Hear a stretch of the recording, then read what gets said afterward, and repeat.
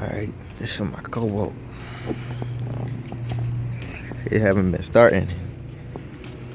Some people been saying they having the same issues. I don't know. This is how I got mine started. Okay, you see, turn the key, nothing happening. Okay, I don't know why I do this, but my way of getting it started was take the key out. Buttons over here. Turn my 4-ways on. And I keep pressing these buttons, just randomly press them. Press them a lot.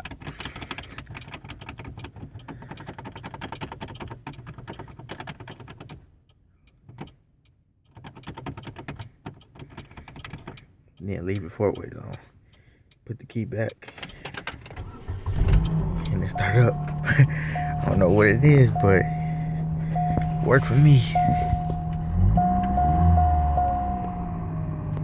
Works for me.